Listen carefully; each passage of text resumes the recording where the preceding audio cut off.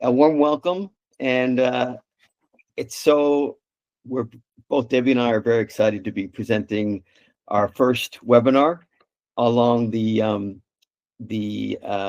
topic of the immunity to change model. And this is the integrative psychological coaching and practice. So this is the first in a series that we plan on running.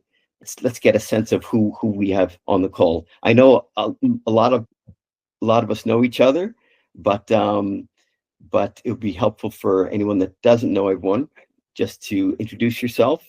So if you could start out with your name and where you're joining from, and we'd like you to answer a question. So think about a change that you've successfully made in the past. It could be any time in your life. And if you could tell us what was the thing that helped you to make that change. So just think about it for a moment. What change did you successfully make? And what was it that actually helped you to make that change successfully? Do we have any volunteers that want to kick it off? I will. Hey, Rebecca. I'm Rebecca. I'm in the second year of the course with Kush and these guys, and I'm in Northern Ireland. So it's very, very minor. I'm only in the early days, but I have substituted my glass of wine with another alternative. It's like a very, very minor change, but I kind of feel like I can sustain it. And it's more the behavior in the glass. It's so ridiculous, isn't it? But it's like like a Friday, Saturday, but I was finding that I was drinking maybe a glass of wine throughout the week. But it's just the fact of having a nice glass and having ice and things like that. So it's early days. And I just wanted to do it because I'm just tired and I just felt a bit shitty. And I just knew it's not good for me. And I just wanted to make the change, and I feel positive about it. Brilliant. Rebecca, was there anything specific that helped you to do that, or was it just it was the right time? Probably I saw things on social media, and I just started making my own wee mocktails and stuff like that, and then I ended up buying some of those aperitifs, which is quite expensive, but it's in a nice chunky bottle, whatever it's called, Mother Root or whatever. And so it arrived the other day, but my own version is nicer. Brilliant. We need the recipe. Thank you, Rebecca. I'll go next if you like. Yes, Marie. Hello, I'm Marie. I graduated from the sort of previous incarnation of Kush's course in, 2022 I graduated. So I've been a practitioner since then, and I'm loving it. A change. I've always exercised, yeah. I used to be a really keen runner. But I'm 54 now and my legs are saying, don't do so much running. My legs are not happy. So I've switched to doing more I don't go to the gym. I'm not keen on the gym environment, but I switched to doing an outdoor sort of fitness class and less running. Kind of because my body was asking me to.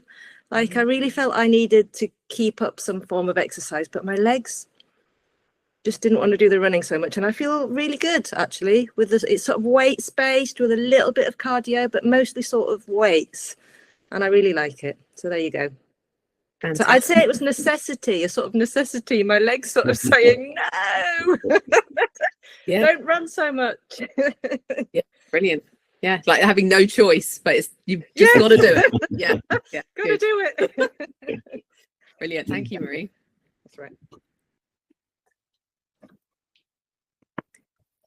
Anybody else? I can go. Go for it, Judy. I think for me, it was changing a job, which I'd been in for a very long time. And it was just making that change was quite a significant one, and actually just sending in my resignation letter and being very resolute that it's time now to for me to leave. And I think the catalyst was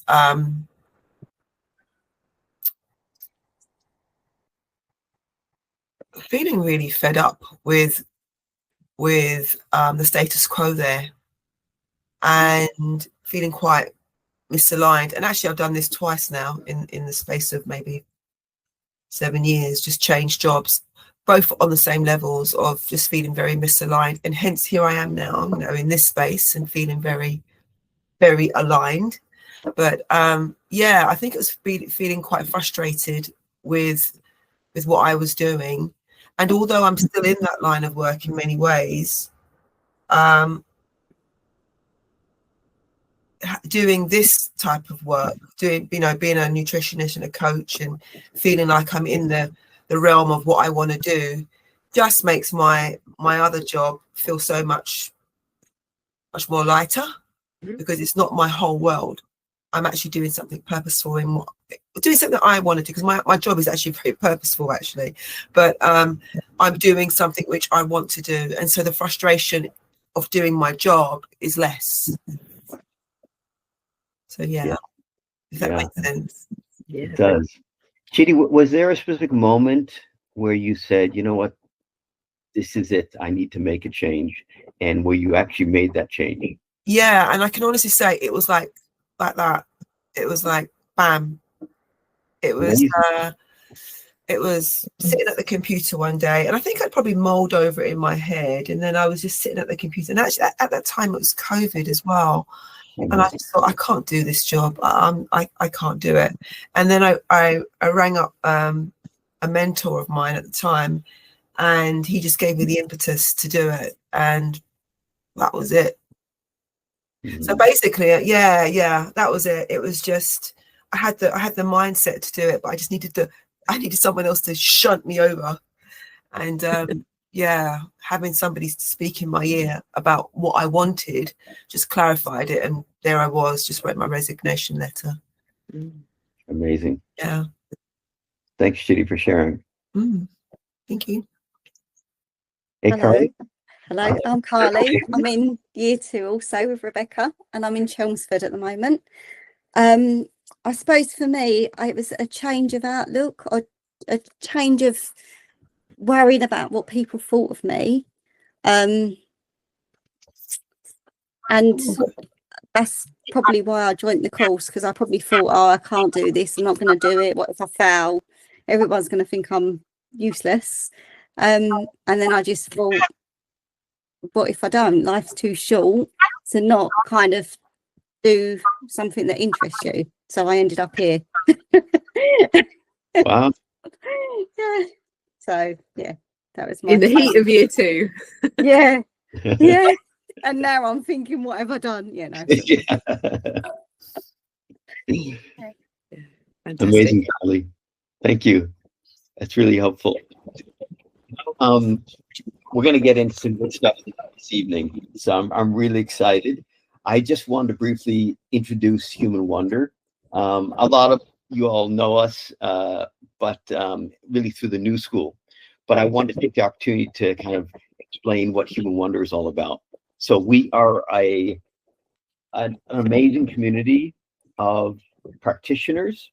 So we're 3 things. We're comprised of 3 things. One is a directory of some of the most amazing practitioners and nutritionists, therapists, coaches, psychotherapists, and we are also a community of people like everyone on this call, where we are really we're seasoned practitioners in our own right, but we also integrate coaching and so many other modalities in helping people to thrive. And we also are an education business, so organization where we really help to help coaches and practitioners to bring their practice to another level and to help them to make more sustainable behavioral change that lasts. So and I started out as a management consultant many years ago, and I transitioned into, and I made the change into being an executive coach. And I love doing it. I haven't really looked back. It's a wonderful opportunity to be able to work with people to help them to make so many positive changes in their lives. And Debbie, would you like to introduce yourself? Sure, I think you all know me anyway, but I'm Debbie. I have my background was in transformation work in corporate organizations, so helping organizations do big change projects, implementing new systems, new ways of working, whole new services. And I really enjoyed that for a long time. And then I got to the point where I just felt like there wasn't enough impact in it, like it was too remote and not as connected to actual human change as I wanted to be. So I retrained as a coach, quit my corporate job in 2017, and just went, I'm gonna see what coaching can do, and literally fell in love with this. This is absolutely my passion. So working with people one-to-one and in small groups to help them to develop themselves into the kind of person that they want to be.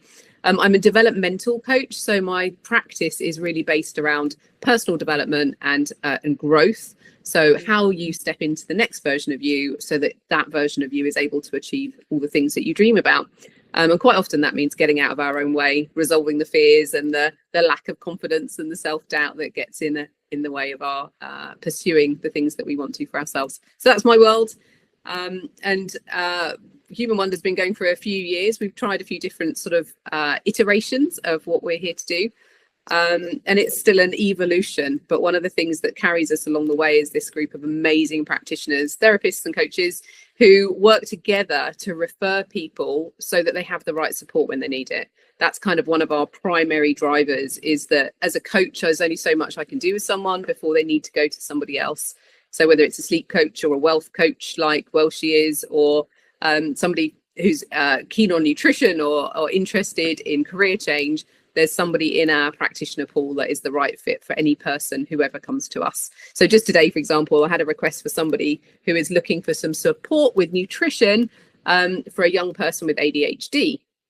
So they don't just want, random coaching, they want nutritional coaching based around their ADHD challenges and the way that presents for them in their life. So I have the privilege of connecting that person with somebody that I think is going to be able to really support them. So that's what Human Wonder was aiming to do, really.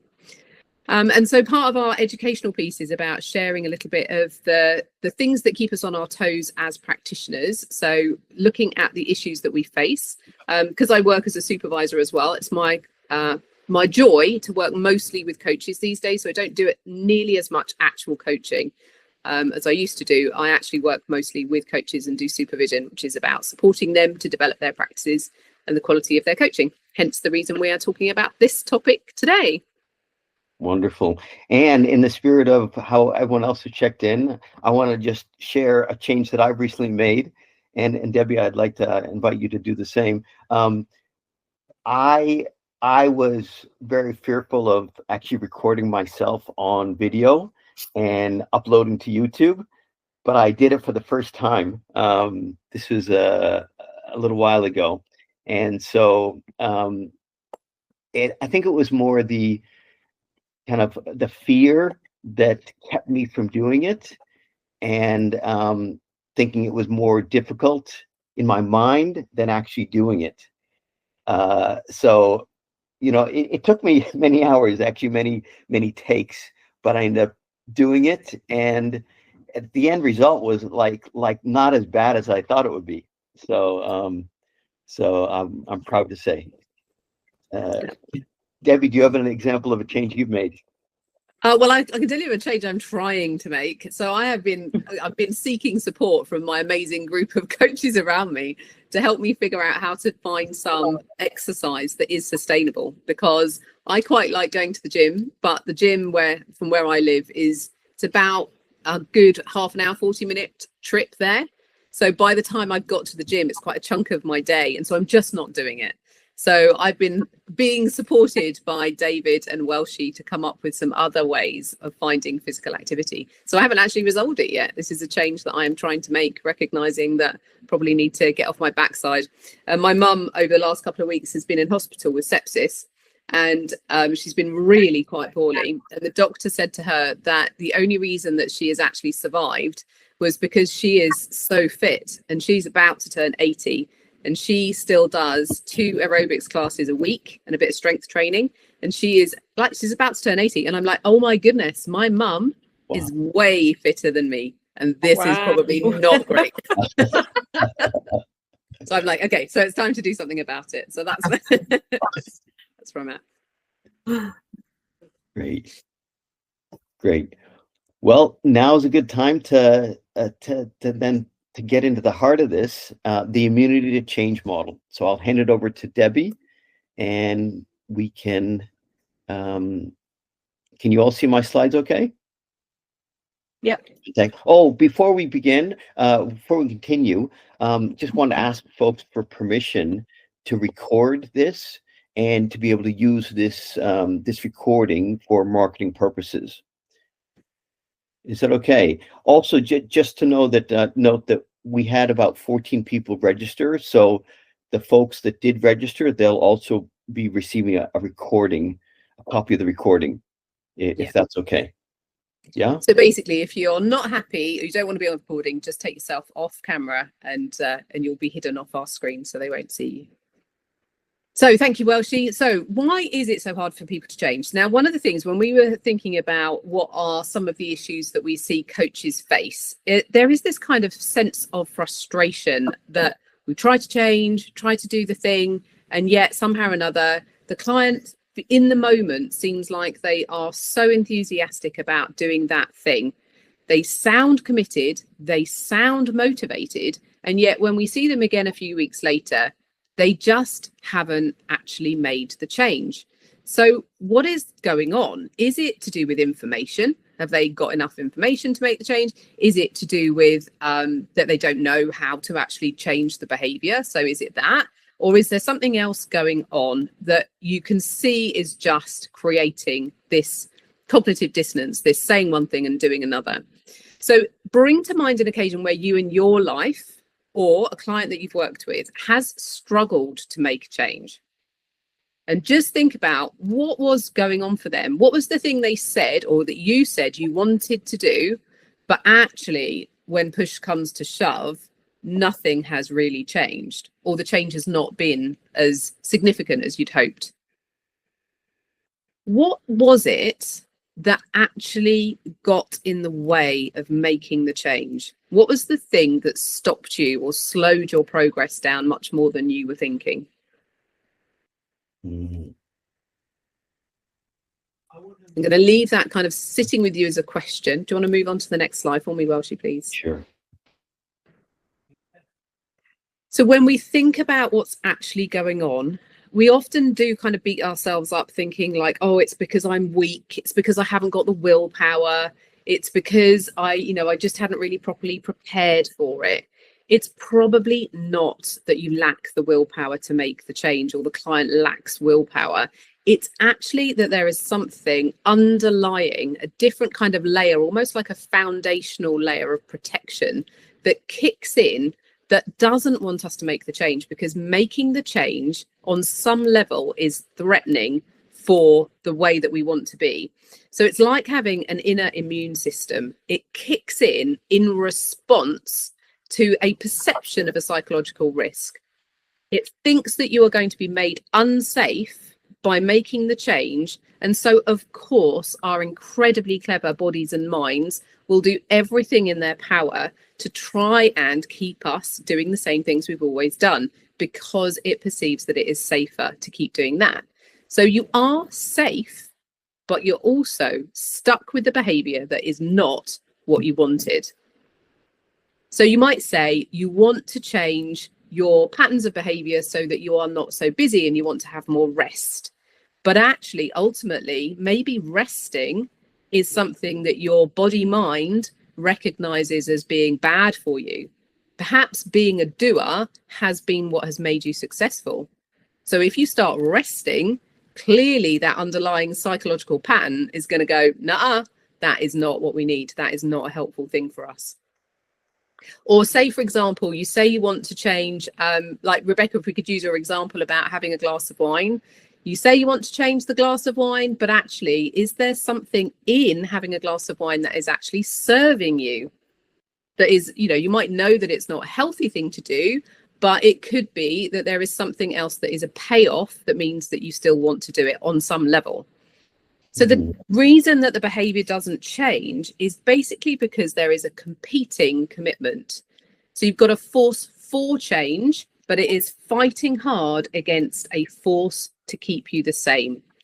And when we can identify what is the competing commitment, what are the two sides of this force field, the one that wants you to change and the ones that is basically slamming the brakes on for you, if we can identify what that is, then that enables us to actually have a look at it and see if we can make a change with it.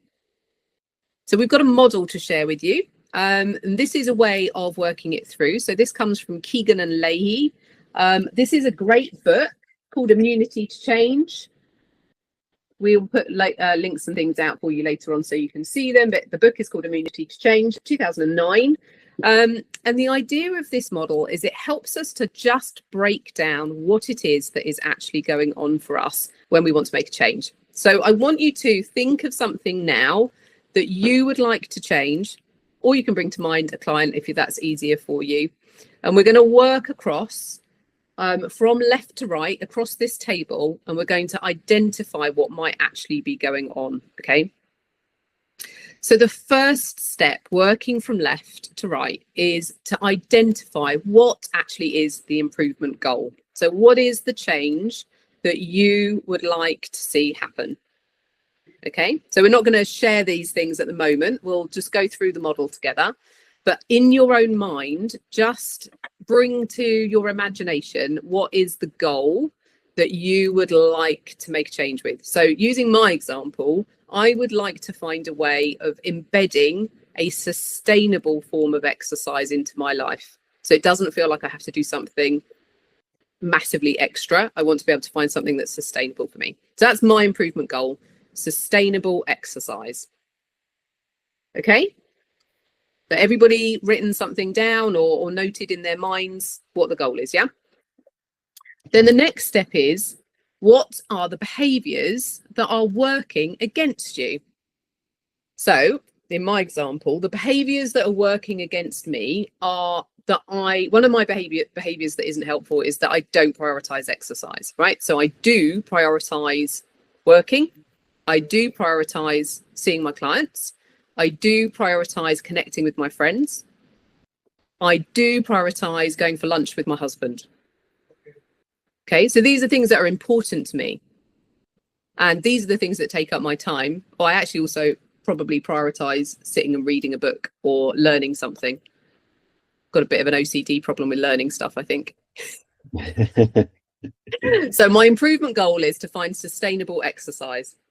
The behaviors that are working against me are all things that probably are a bit of a combination of, there are things I would rather do with my time that involve mostly engaging with people that I care about.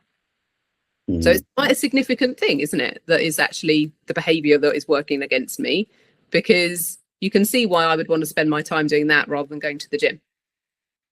So my hidden competing commitment, what is the underlying thing that is holding me back? What is competing against the goal that I say that I want and the behaviors that are working against me?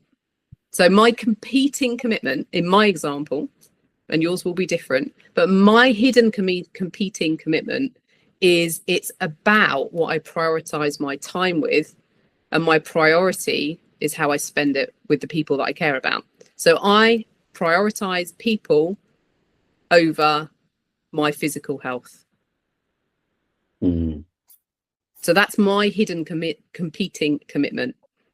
It is fighting against the thing that I say that I want, because, you know, I want both of those things, but I want the caring for my friends and my family more. That's more important to me. So then the last piece that we do is, what are the big assumptions that I am holding that are driving the commitment? So what's the big assumption about, I can't go to the gym because I won't have time to see my friends or do the things that I want to do? What's the big assumption behind that? So for me, just in my example, the big assumption might be that I can't go to the gym with anybody else. That if I go to the gym, it's an individual thing, so I have to do it all on my own anyway. It could be that I can't build the two things in together. It could be that, what else am I assuming? I might be assuming that that it has to always be about going to the gym. So I have to go somewhere to exercise. It could be some assumptions around what exercise actually looks like it has to be strength training, it has to be in a gym, it has to be done in a certain type of way. Or that you need to allocate 2 hours, a block of 2 hours to be able to exercise. Yeah, and that I can't do anything else at the same time, right? So when I challenge that and I go, okay, what are those big assumptions? It becomes a bit more obvious that there are some things that I probably have actually not really evaluated properly. So one of the things that I used to do when I was a regular gym goer, because it's only a few years that, you know, I was really good for a few years, and then I have not done anything for about a year and a half, which is quite a long time. But before that, I was quite consistent. What was I doing? Well, I said one of the things that I wanted to spend my time on that competes is I really like to learn and read. Instead, I was going to the gym and listening to an audiobook or listening to a podcast. So I was doing the two things hand in hand. So it allows you to just challenge, what's the assumption? How do I break down whether that is actually true? Is it actually true? Probably not. So the time thing might be true, but I might be able to do some other things with it. One of the other things that used to work brilliantly for me that meant that I was really consistent is that I went to the gym with my husband. So we went together, and then we might stop and have a cup of coffee afterwards. And so it ticked the box of doing the exercise and having that social aspect of spending time with him, doing something that I want to do. So you combine the two. You combine the social with the exercise. Exactly. Excellent. So then what you do once you've done those things and you've mapped it out and you've got a bit more clarity about what is going on, it's easier to say, okay, well, what little experiments could you run to see if you could work through it? Now, if you go for something too big, it can break that. Basically what happens, if you push too hard, the force field in the opposite direction counterbalances. So the faster, harder you push, the faster, harder you get that kind of backlash. So what you want to do with yourself or with one of your clients is to try and find the smallest, simplest thing that they could try to do that wouldn't create that sense of resistance, because it's not such a big deal. So for example, in my example again, rather than saying I'm going to go to the gym 5 days a week and there we go, we've sorted this one out, I'm going to be massively committed starting on tomorrow, 5 days a week, every week, go. It's so big, I'm very unlikely to actually do the thing. So how do you make it very small and very simple, which might just be as small as when you get up in the morning, put your trainers on so that you're in the mindset of going to the gym. Could you do that? Even if you never make it to the gym, could you get to the point where you are just in your gym clothes? Right. So like a micro habit.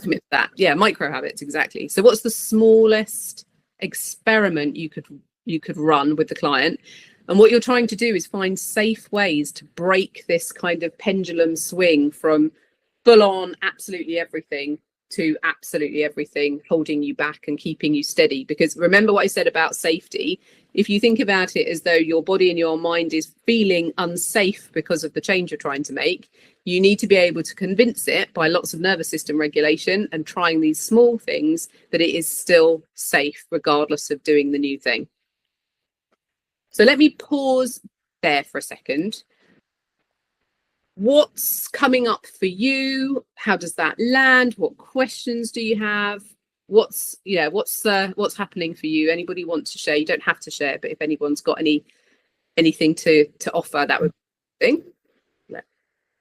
thing. I have a question just to kick questions off. In defining the improvement goal, how important is it for it to be, for example, like a SMART goal that you're defining? And does that enable you to kind of be able to answer the remaining parts of the model better?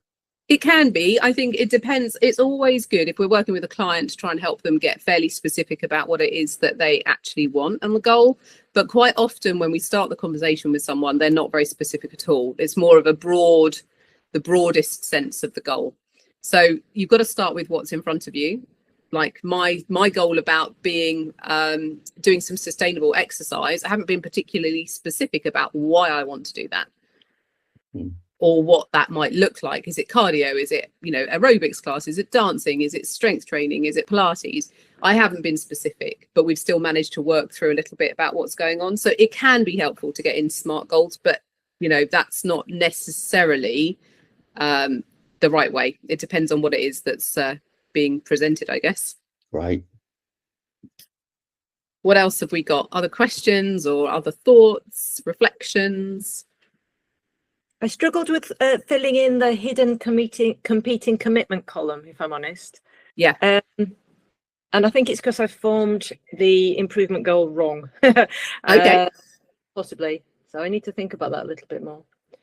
Okay. Shall I tell you what the example was? Yeah, go for it. So I think I, in my youth, was a heavy drinker. Let's just put that out there. And I drink a lot less than I used to do, but I still do drink a little bit, at social occasions and what have you, but a lot less than I used to do. I would really like to get to a position where I don't drink at all. And so I put that as a goal, but I think actually that's too it's the all or nothing, isn't it? So I've gone for the all, haven't I? I don't know. The behaviors working against me are habit. I used to drink, therefore I drink. Social pressure. Sometimes people say, go on, Marie, you love a drink, have a drink. So that happens all the time. And the third thing is a need for a treat. Sometimes I just get to the end of a working day and I need a treat. And I know that it doesn't have to be a drink, but sometimes it is a drink. Okay. And then I couldn't quite think of what to put in hidden competing commitment. Okay. So would you be happy, Marie, to work this through and we'll see Absolutely. if we can do a little bit of coaching around it?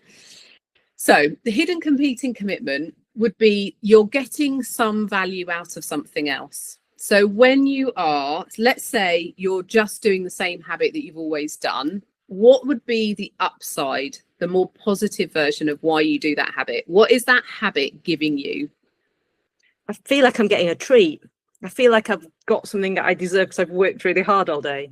Okay, so you deserve it. Okay, so then if we say, well, you're not going to have the drink, then is it in your system to say, I don't deserve it? Well, that's interesting. Can you say that question again? Is it in my... So would you say, so if having the drink equals I deserve it, not having the drink equals I don't deserve it? No, not having the drink is good, because sometimes I have the drink and then I think, why the flip did I do that? I don't feel any better at all. So that's the hidden competing commitment, right? So you've got one force in this direction saying, don't have the drink, but the other one is saying, have the drink, because it's going to make you feel like you deserve it. So you've got these two force fields that are working against each other. And at the moment, the one that wins out is the one that says, you deserve it. You deserve a drink. So unless you answer that, you're not going to change the behavior, because it's obviously stronger than that kind of logical will to not drink it. Gotcha. So what would be the big assumptions that are going on in the background? What are the assumptions driving that commitment? So I don't deserve it, or I do deserve it. That, I don't know, that a drink is a positive thing almost, but it's not, is it? It's it used to be, but it's not anymore. Yeah. So what would be a more helpful assumption to make?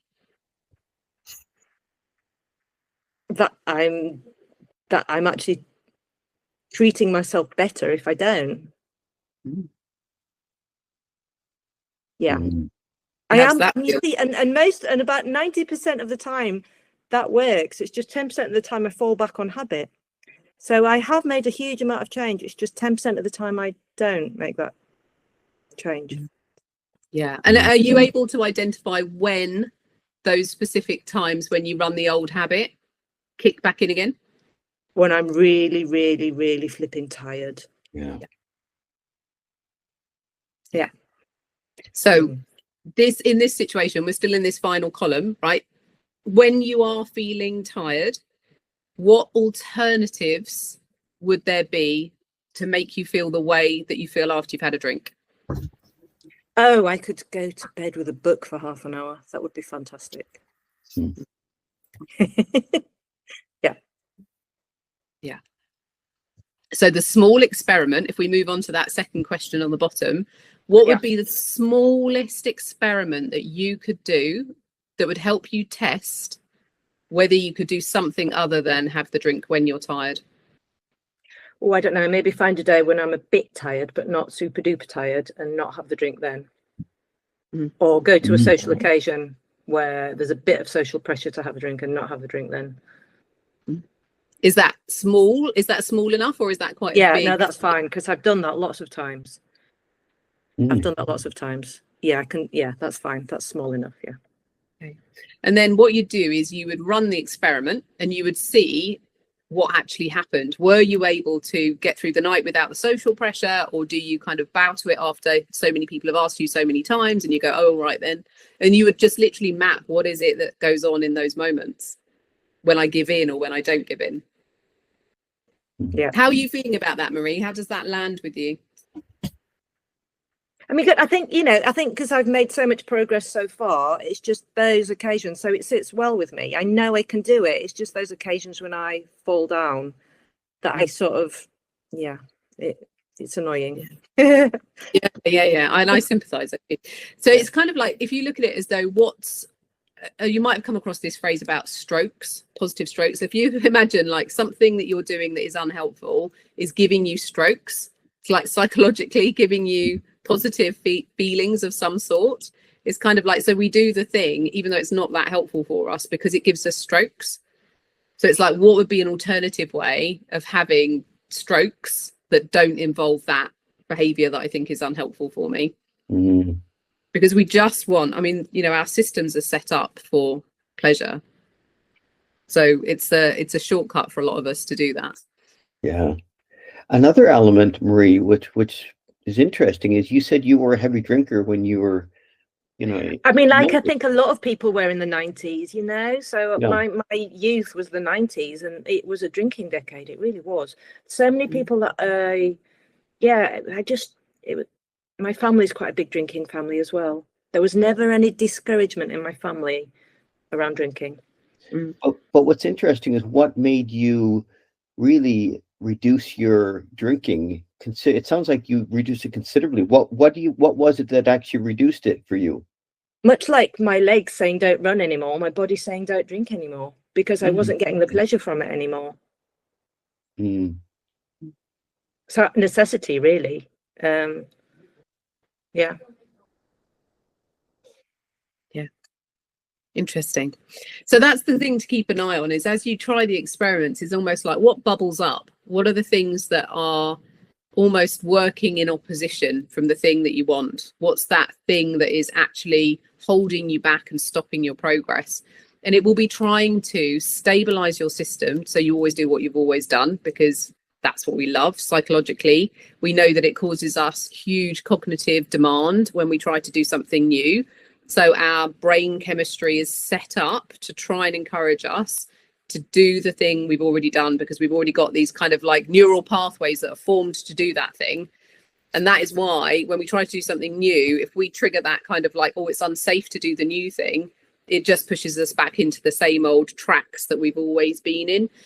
So it's finding small ways out, recognizing that sometimes we'll fall off the path that we want to be on a few times as we try and recreate a new way of doing things in the world. Thank you, Marie, for your example. Does anybody else want to ask a question or share theirs, or any thoughts about this model? I see people's gears turning in their brains. Well, I'm not really thinking about myself. I'm thinking about my friend who I would love to be able to help. But I know that she really needs an awful lot of help in terms of her health. Is extremely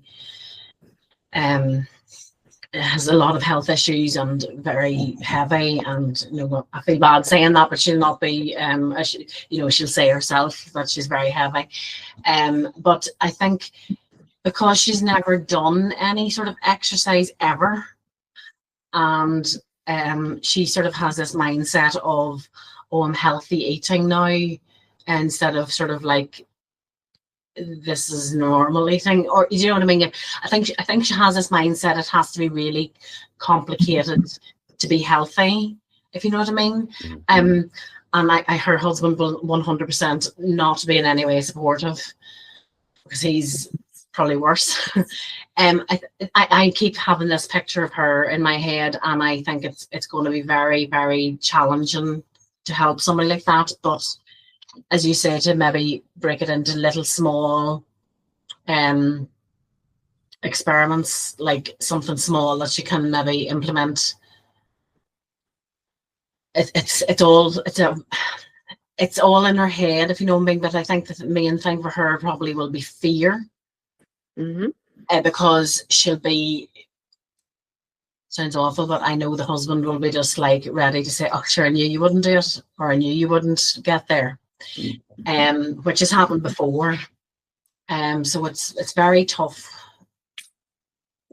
I'm glad she's going to be going through the school clinic, because I would struggle with that. But she's my friend, so it wouldn't have been good anyway to work with her. But that's going to be tough, a tough case. It's just going to be a long time. I hope she'll be able to make changes, but. So if we worked that through, Rebecca, would you say her improvement goal was around losing weight or doing some exercise, or more broadly improving her health? How would you describe her goal if we were just going through her as an example? Say lose weight for easiness. Okay, so her improvement goal is that she wants to lose some weight, and the behaviors that are working against her. So it sounds like there's something kind of about her relationship with her husband. Maybe something about her environment, how they're used to doing things. They will have their own ways of doing certain things, cooking, buying food, all that type of thing. Anything else? What other behaviors do you think might be working against her at the moment? As you say, those patterns, that just ingrained way of life. Yeah. It's almost like alien to think of going for a walk. You know what I mean? Yeah. Which would, for any of the rest of us, it would be like totally normal. So just those patterns, those behavioral patterns, I'm trying to think. Yeah, no, that's great. And then what would you say her hidden competing commitment might be? What is it that actually is going on for her that means that she hasn't made this improvement goal a reality yet? Because I think she's probably feared of failing. Fear of failure, yeah. And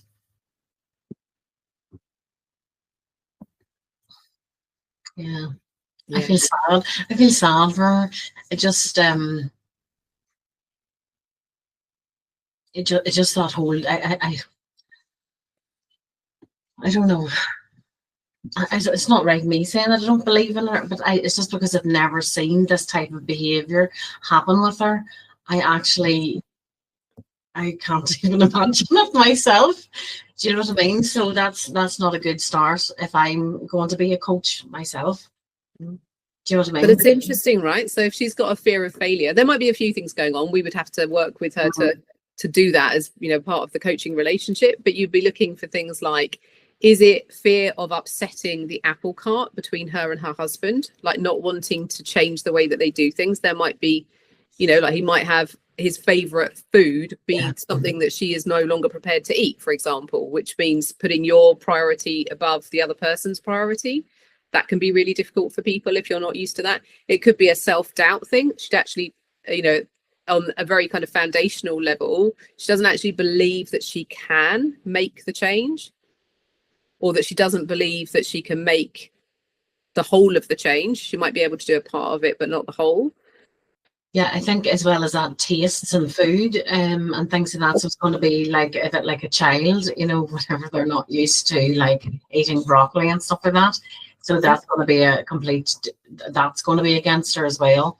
Yeah, and as you say, putting others first rather than herself. Yeah. And so if you think about that whole thing about, you know, our bodies want safety, desperately want us to be safe.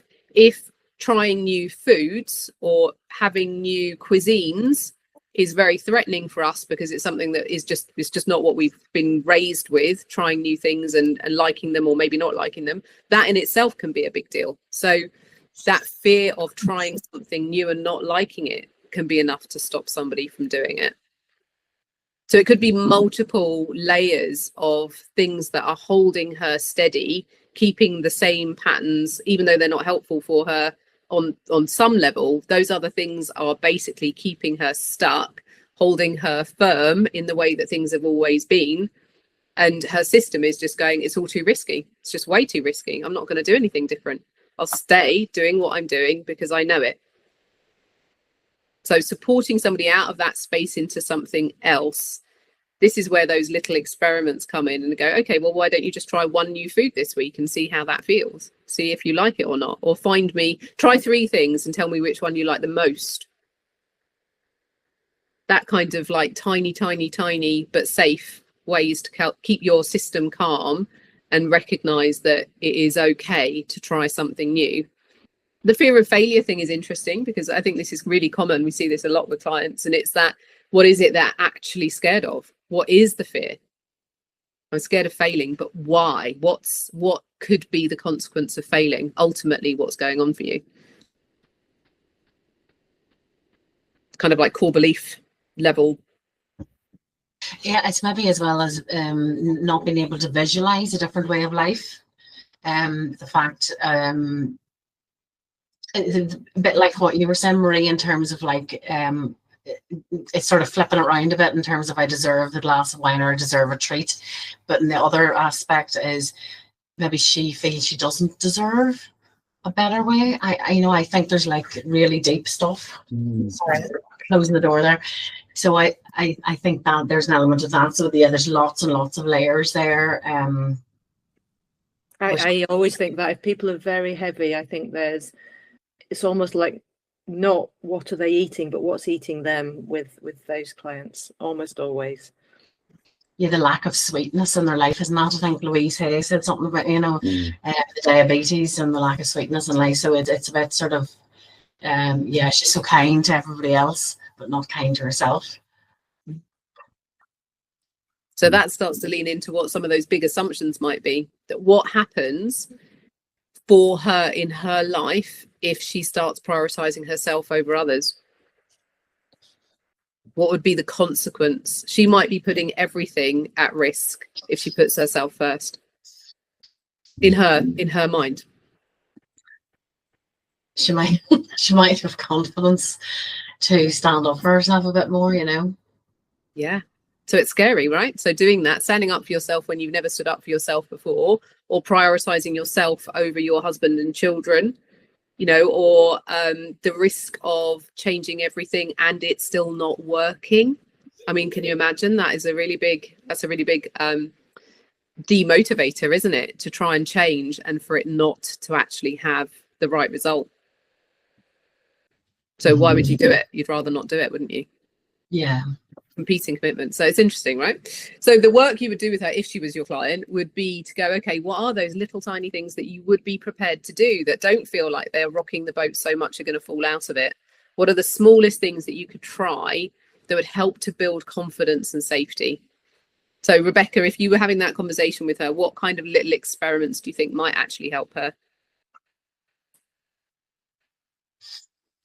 Just even like 10 minutes, little walk down the lane or something like that, that is, she's never going to go to the gym. I know that it'll never, ever happen. But, just like nobody has to see her. I think there's this sort of like, oh, she'd be afraid of people seeing her and stuff like that. And, oh God, help her. She'd refer to herself as like fatty and stuff. And, oh, it's so difficult to watch. But I just like, no, why are you saying that? But this kind of mindset. But yeah, so things like maybe 10 minutes walking, or as you say, maybe instead of having, she's like a secret eater. She never eats anything whenever she comes to my house. So we need to look at maybe, just like replacing something, whatever she is eating behind closed doors, with something less calorific, and just maybe the 10 minutes, like every other day or something like that, and maybe build it up to every day.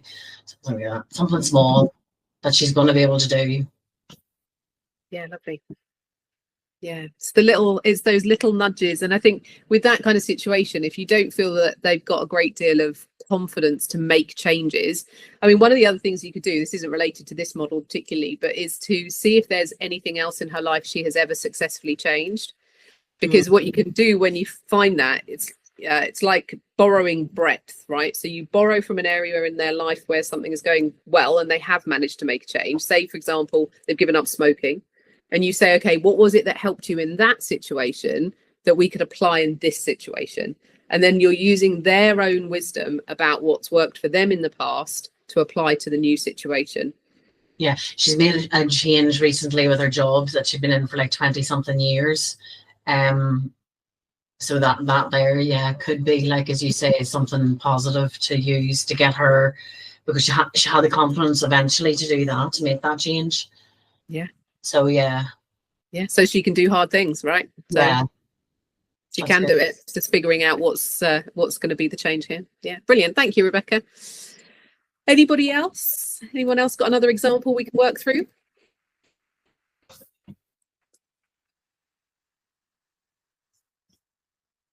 Or any questions about it? I mean, we don't always necessarily need to even like the model. Sometimes it's fine just to say this one does not suit me. That is okay too.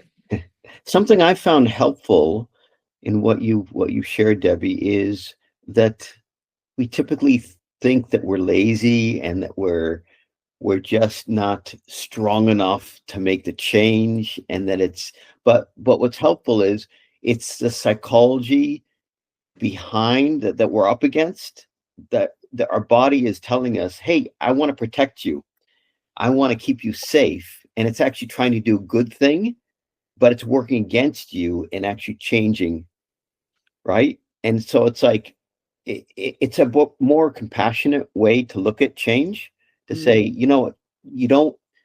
it's not about force, it's not about willpower, it's not about just not being lazy, it's about shifting through very tiny experiments, how you can start to help your mind and your body get used to the change on a very, very small and doable level.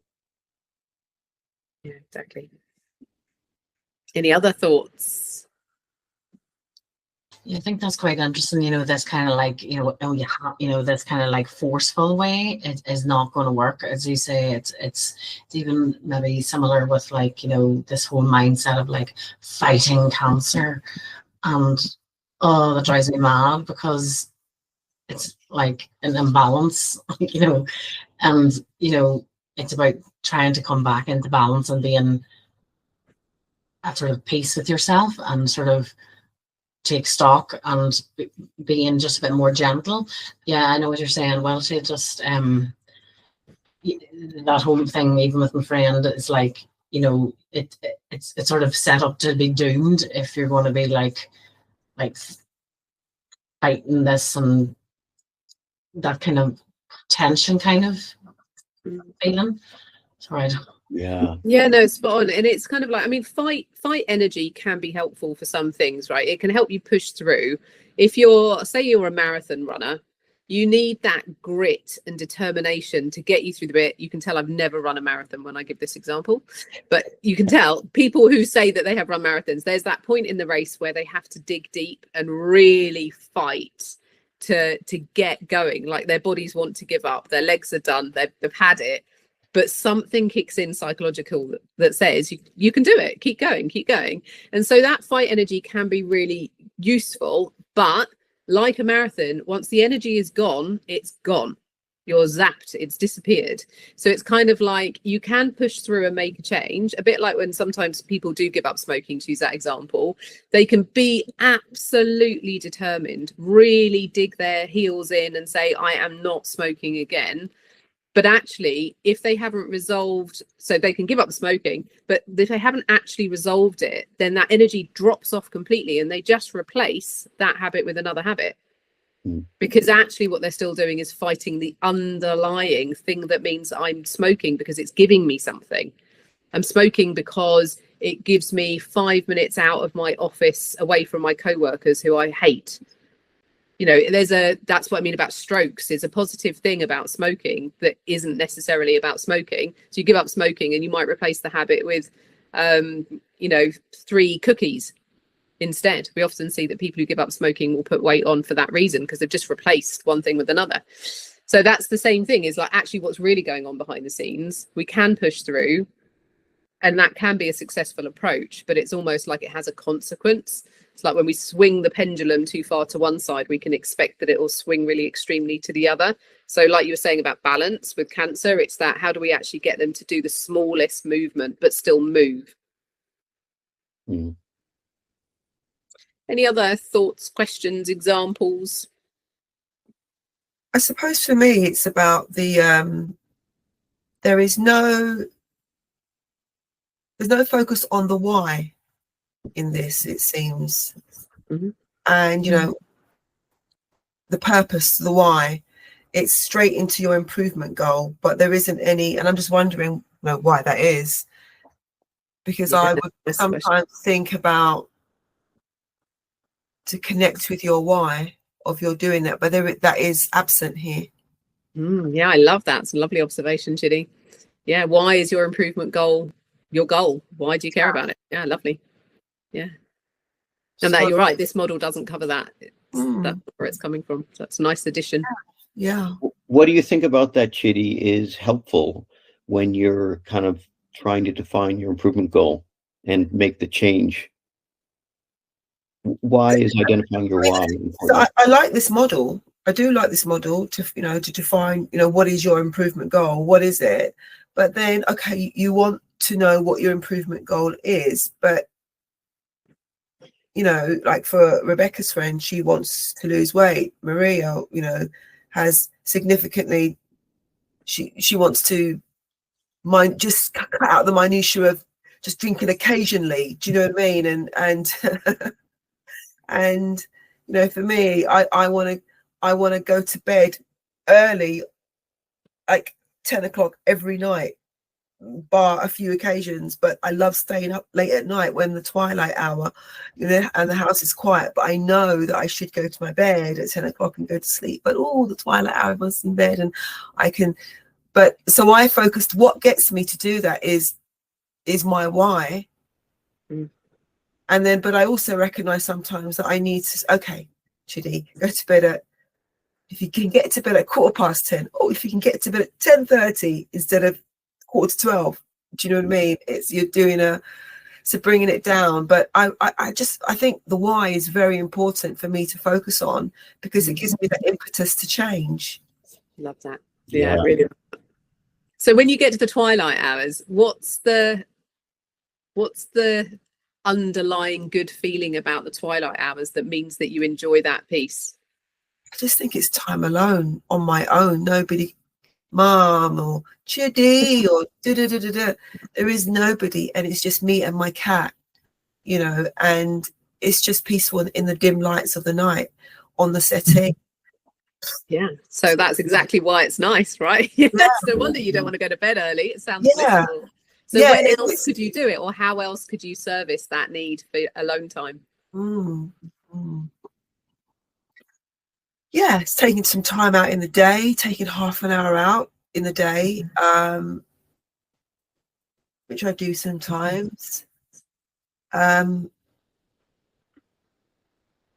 Not focusing on it being having to do it at night in the quietness of the night. It's just so appealing, sometimes I turn a candle on and burn my sage and all that sort of stuff. Yeah, it's lovely. Yeah. But when I wake up in the morning and I don't feel refreshed, I feel I kick myself. It's like, oh, Chidi, you've really got to get to bed on time. You really got to. And so there's that level of what's, that's the thing, isn't it?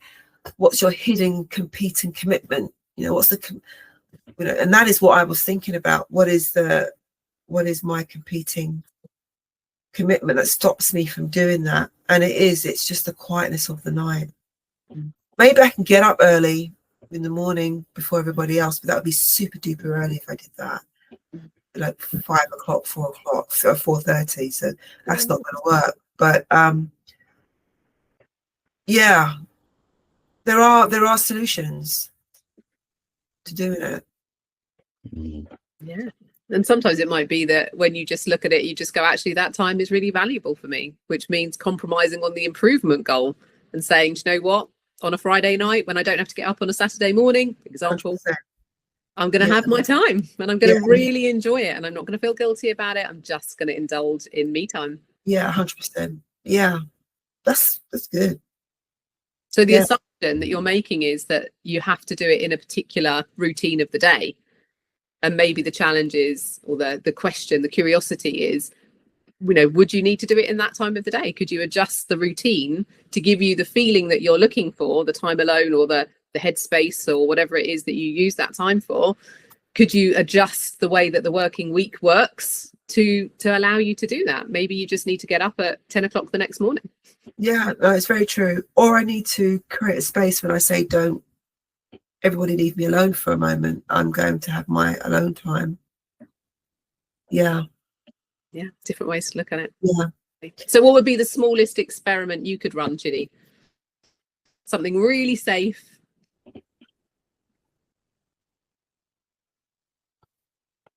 Doing that, just asking everybody in the house to say, I need 15 minutes of my time alone.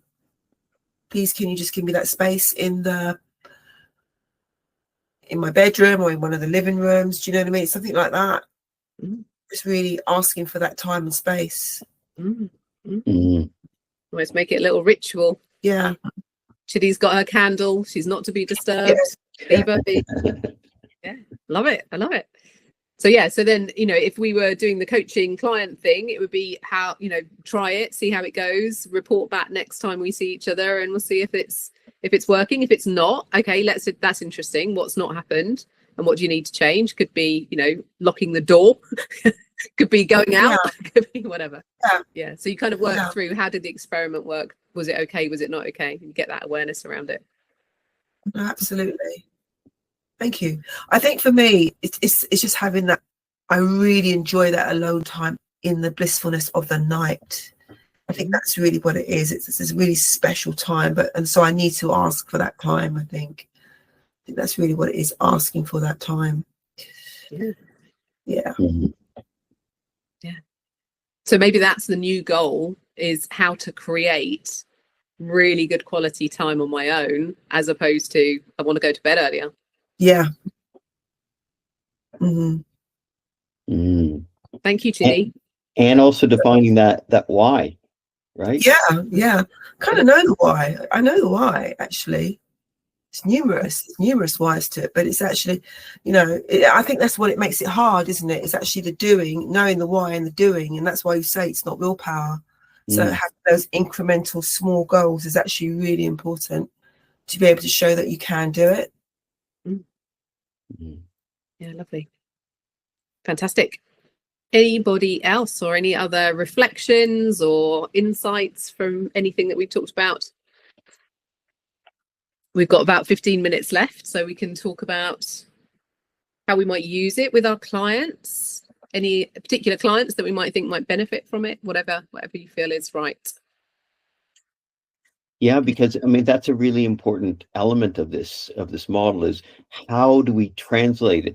So we've covered very much the inner coaching side of this, is how do we actually apply this model to ourselves and make a change for ourselves.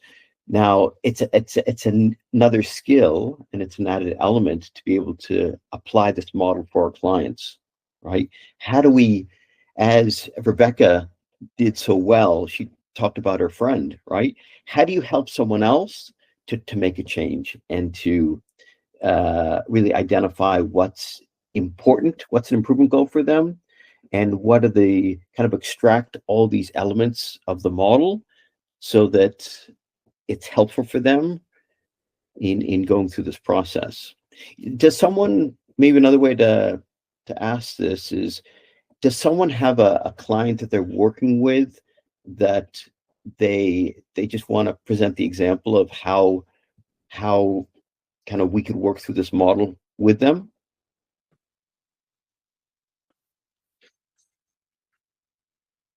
It could Maybe be it's it's interesting because, you know, what often happens with nutrition clients is they come, as you say, you present them with all these ideas of things they could change. The ones that do well come to the follow-up. The ones that they're just too embarrassed to come back. So they often, what happens is they don't even come back. Yeah. They may have a follow-up booked and they may cancel it, or they might not, you know, that you might have said, just see how you're doing and book a follow-up in a month to 6 weeks time. So either they don't book the follow-up or they don't come back. And often the ones that do come back are the ones that go, oh yes, I've done really well. And look at me, haven't I done great? That happens a lot. That's a really, I have a follow-up question for that. Is there something that you can say to the client during that first session that will help them to come back for the second session? I'd love to know. So some do come back, yeah. And so I had a client who she'd been through awful stuff, really awful stuff going on. I can't remember exactly, but like her father had died and her husband had had an accident and something else had happened, all within a really short space of time. And she was coping with it by eating sugar and drinking alcohol, basically. And her liver was not happy, basically, was what was going on. And she did come back, actually. And she said, I've tried, and at this moment, I just can't. So sometimes they need to be in the right place, I think. Yeah. I mean, yeah. But then I can think of another client where she just almost needed someone to give her permission to change. Like she was a sort of executive type, but she also had a young toddler. She never ever stopped. And I just remember saying to her, and I was really surprised. I said to her, give yourself permission, half an hour every day, to do nothing. And she did it. And I think it was just me saying that to her. She did it. And I was kind of amazed that she did, because I didn't think she would. So this is sending off all sorts of different thoughts in my mind, I have to say. So those are two clients that have come to mind talking about this. Yeah. That's really valuable to me. Yeah. Yeah. So I think part of it is setting up the conversation in that way, which is, I think if we always acknowledge that change for a lot of people can be quite hard, not always and not for everyone. But if we acknowledge that, you know, we're going on a bit of a journey together, I think Nesh, you and I have had this conversation, we're taking people on a bit of a journey towards better health. It isn't going to be done in one session. It's not going to be an overnight fix. There's no miracles here, but we are on a journey towards a better place, and we'll have some potholes and some roundabouts to navigate along the way. And it's okay if you go down the pothole. We'll fix the tire. It is okay if we take the roundabout a little bit too fast. We will sort it out. Don't worry. So it's almost setting it up with permission to fail, fall off, come back, you know, to try again. And I think that is a really helpful starting place. And then helping them to kind of go, you know, whatever it is that is your goal, what is that one tiny thing that you feel you are able to commit to this time? So between now and when I see you next time, what do you think you could commit to? And it doesn't matter if you don't do it. We'll explore that and find out what happened. We're just trying some experiments. I think that's a really important element, Debbie. Going back to what Marie said, is when clients kind of a limiting factor in clients returning for the second session is that guilt to say, well, I haven't done what you've said, what you've assigned me as homework, or I haven't stopped eating sugar. And they don't want to experience the pain of saying, no, I didn't do what you asked me to do, and what I should be doing for my health and well-being, right? And absolutely. And I changed the way I presented the plans to them, and the things you're saying about small experiments, I'd put this little bit at the beginning where I would say, if you do nothing else, try to do 3 things, and that I think is better, because they're not trying to bite off massive chunks. They're trying to do 3 small things. That helped, I think. Mm. Yeah, definitely. Yeah, I mean, at great. the beginning, I wrote these plans with like, do this and do that and do this, and it's too much. Yeah. It's too much. You get as a graduate, you get really sort of, I could do this, I could change the world. But people need to change the world a little tiny step at a time, or their own worlds a little step at a time. So yeah. Exactly. I've definitely learned that in the last year of coming out and having all these amazing plans for our clients with all the knowledge, and you want to share it with them because you're so passionate, you believe in the process, but they're not at that point. And I think that's sometimes as a practitioner to remember where they're at and meet them where they're at. And so we're so excited and passionate having graduated that there's just taking that moment of pause as a practitioner moving into this field to say, actually, I know I've got all the tools, but it's not maybe what they need right in this moment. And I've had to do a lot of backward pedaling with a few of my clients that have had so many improvement goals, but they just weren't ready to tackle them in the way that I could see that they could, but they weren't ready. And so that has been a real learn for me as a practitioner, to just breathe and pause for them rather than being excited. That's a wonderful point, Nash. Really, really, because especially as a graduate, you know, you're ready to help, to utilize the tools, utilize your knowledge, your experience, and to kind of just be as useful and helpful as possible. But the client may not be in that place. Right? I've had a client who, you know, it's been a real slow process, and we've had 3 sessions, and it to me felt like we've not actually addressed anything. But what we have addressed is the fact that she really needs to work on her nervous system.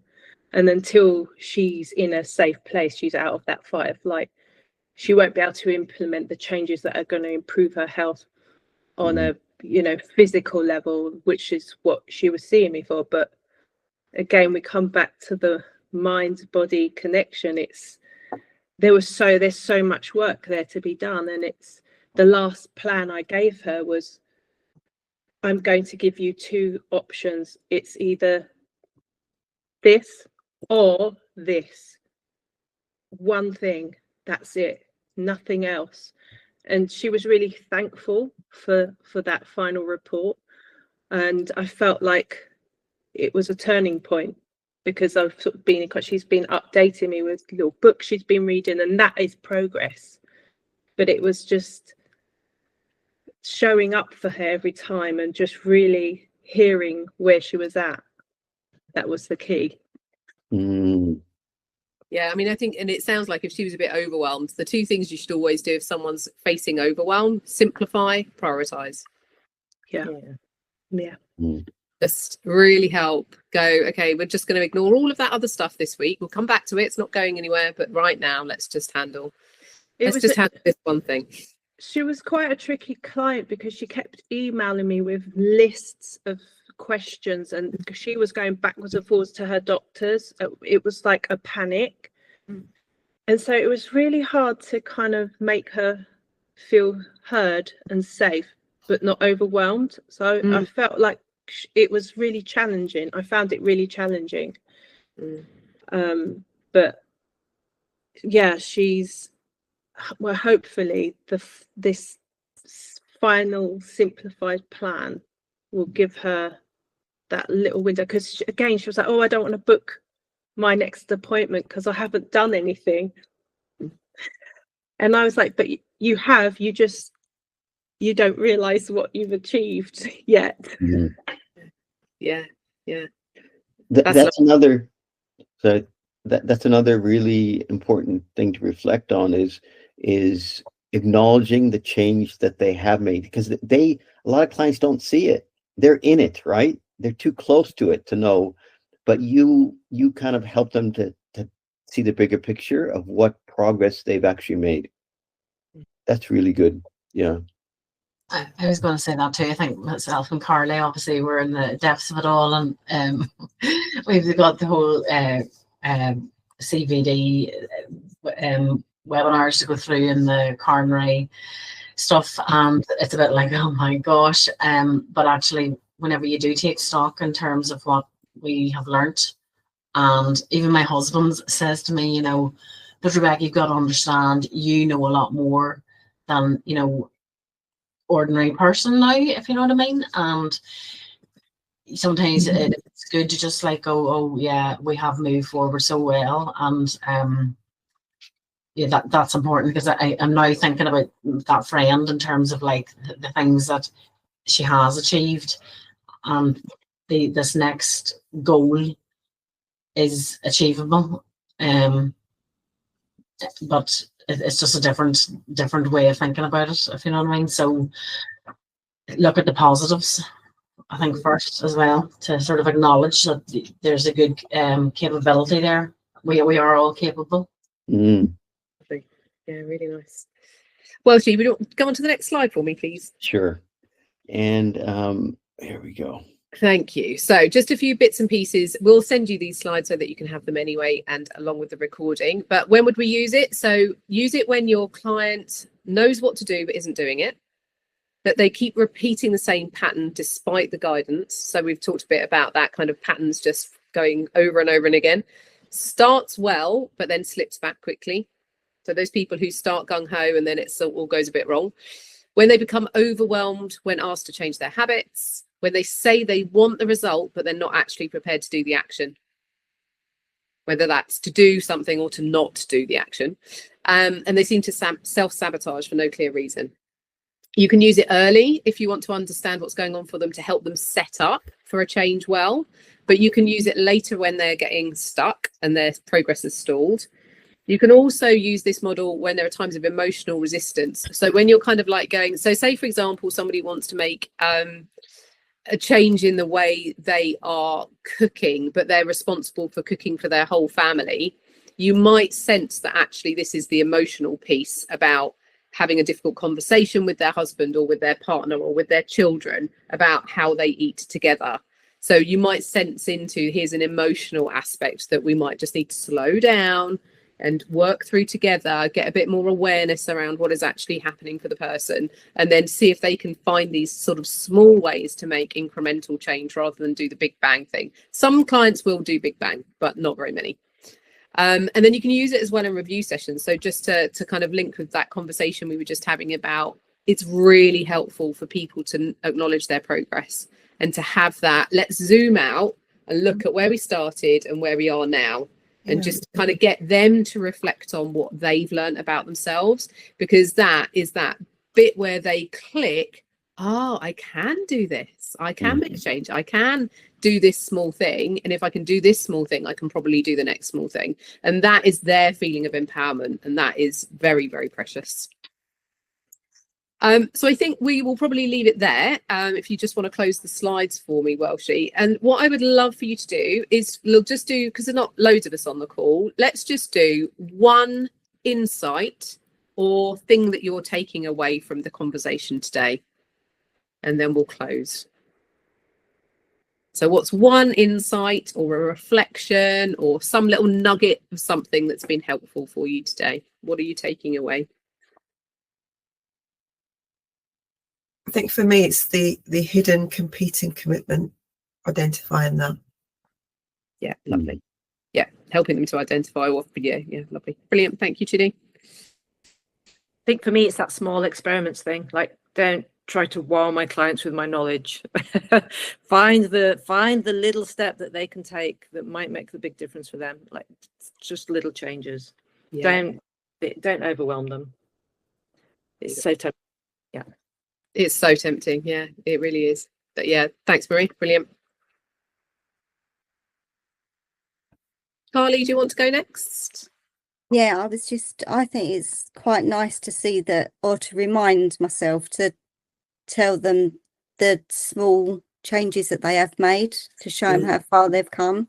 They might not have made great big steps, but I think that's important, to just remind them of the small things, and to remind them. Yeah, lovely. And I think often when we're working on the outside, like they're so in it, they don't remember. But you go, do you remember what it was like the first time we met? Do you remember how frightened you were about that thing? Or do you remember how overwhelmed you felt? And where are you now? Haven't you come a long way? I think that's lovely. Yeah. Thank you, Carly. Nesh or Rebecca, do you want to go? I'll go with, I suppose, the thing which was, I think will really help my friend is realizing of other positive changes she's done in the past, and being able to use that strength that she would have got from that to implement this. I sort of forgot about that myself, you know, and that was good to sort of get that sense of empowerment. Lovely. Thank you, Rebecca. Good. Glad that's helpful. Nesh, what about you? I suppose it is really, what identifying those hidden commitments, because of like reflecting on the client that I was talking about. Really, I think, in my mind, I'm thinking what I would think is maybe her hidden commitment, that competing commitment makes sense. So really kind of honing in on that rather than focusing on all the changes that she needs to do, and just it is finding those blind spots. Really, it just confirms that again, and it's a good reminder to that is our role, is to guide them through those blind spots. Yeah, lovely. And help them see the thing that they can't necessarily see for themselves, because these things are tricky. That's why we all struggle with change. Like trying to figure it out and get clarity around it is challenging for all of us. Brilliant. Let's close there. Thank you so much. We're bang on time. I'm really quite proud of that. Well done. Well done, everyone. Thank you very much for coming along. So we will follow up with you with the slides and with the recording. As I've mentioned, we're sharing it with the other people who registered but haven't been able to attend tonight. So thank you for doing that. And Welshie and I would love to see you at the next one. We're going to try and do a live webinar about every quarter. So if you ever have ideas about something or something you're struggling with clients, then feel free to chip in and help us shape what we're offering. Yeah, we'd love to hear your ideas for what you want to learn. Yeah. Great. Thanks a million. Thank you. Thank you. See you, everybody. Thank you. Bye. Later, bye. Bye-bye. Thank you.